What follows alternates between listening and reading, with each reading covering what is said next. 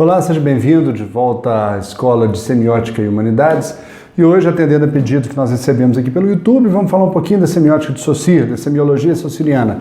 Lembrando que o objetivo é fazer um vídeo curto, que seja fácil para entender, e a gente pode aprofundar isso aí em alguns debates, tanto aqui no YouTube, quanto no Facebook, ou no Instagram, enfim, né, que a gente possa aprofundar os debates em outros fóruns e a gente fazer um vídeo mais sintético aqui. Mas vamos lá. Quem que é esse Saussure, né? Saussure é um linguista suíço e ele deu um curso em Genebra chamado Curso de Linguística Geral.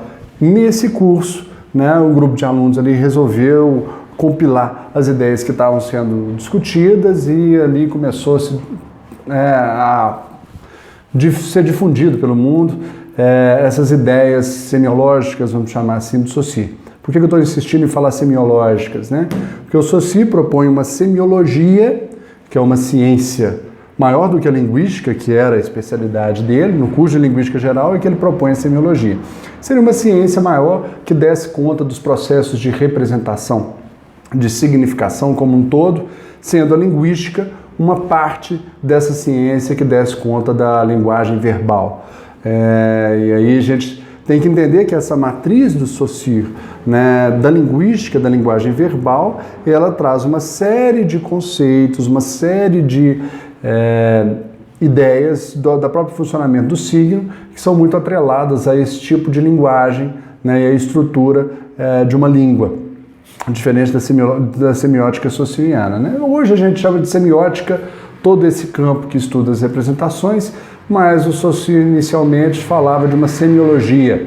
E o que ele fala ali? Bom, primeiro é importante entender que ele propõe uma ciência, né, maior, que desse conta das representações, como a gente disse, e aí ele vai falar do funcionamento do signo dentro da linguagem verbal, dentro da língua, como sempre sendo entendido como parte de uma estrutura maior e funcionando dentro e de acordo com essa estrutura.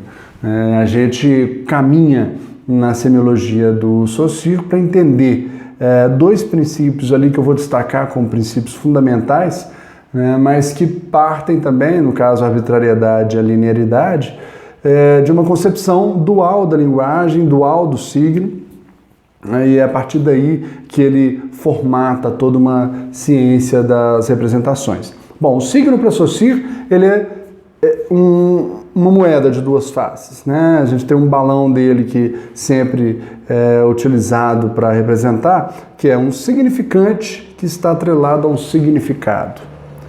E aí, muitas vezes, a gente se rende, né, a uma questão didática para falar que o significante é a palavra, o significado é o conceito atrelado a essa palavra. Não é bem isso. O Saussure fala do significante como uma imagem acústica, né? Sendo uma imagem acústica, o significante também é algo mental, né? Algo que surge a partir da nossa percepção do signo, mas essa primeira impressão que você tem do signo, essa imagem acústica que se constrói a partir da relação com a materialidade significante. Não a matéria em si, não esse material simbólico, mas essa imagem acústica que ele provoca é entendido pelo Saussure como um significante. Esse significante ele está atrelado, colado a um significado, a um conceito, a uma ideia maior, né, que ele veicula, que ele representa.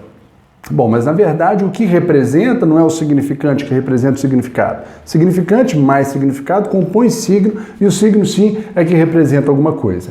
Bom, mas vamos lá. O significante é atrelado ao significado para o Saussure de acordo com um princípio fundamental que é o princípio da arbitrariedade.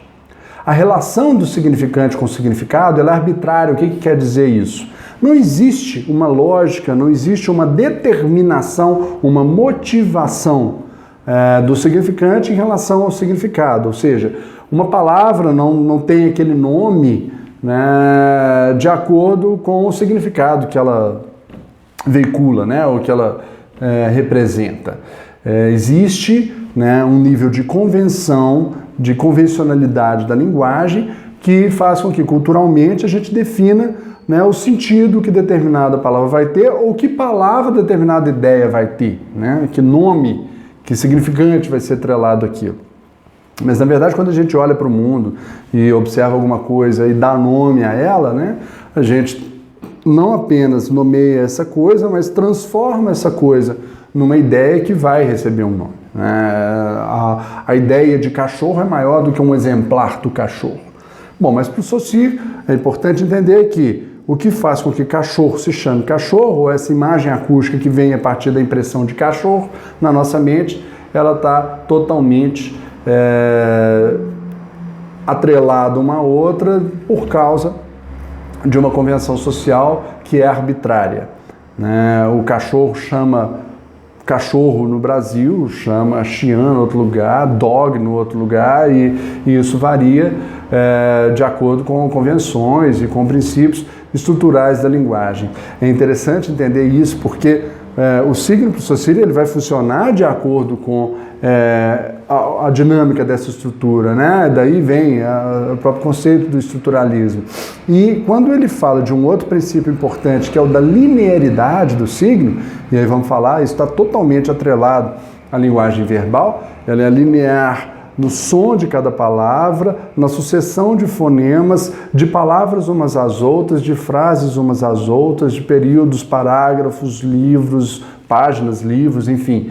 Existe uma linha de signos em que um vindo após o outro, eles interferem na significação de um e de outro. Por isso que manga, quando eu digo manga, pode ser a manga da blusa ou a manga fruta, né? E isso vai assumir o valor de fruta, o valor de parte de uma blusa, de uma camisa, de acordo com o contexto, com as outras palavras que estão ali amarradas, ou o contexto em que, né, os interlocutores estão inseridos e que vão, né, compor esse processo de significação. Então vamos lá. Significante e significado, essas duas faces do signo, né?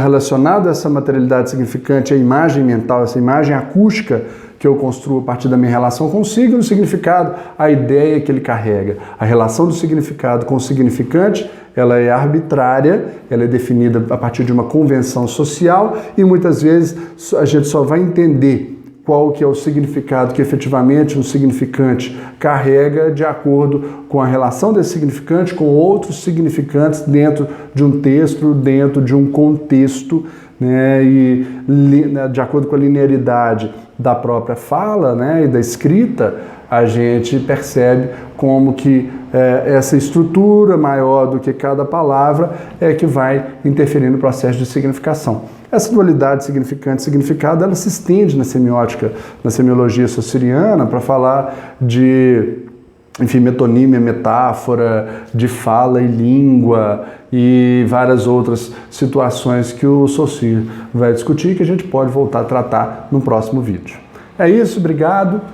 Curta aí o nosso vídeo, acompanhe o nosso canal e fique por dentro aí para a gente poder conversar um pouquinho mais sobre semiótica, semiologia e humanidades em geral. Valeu, até a próxima.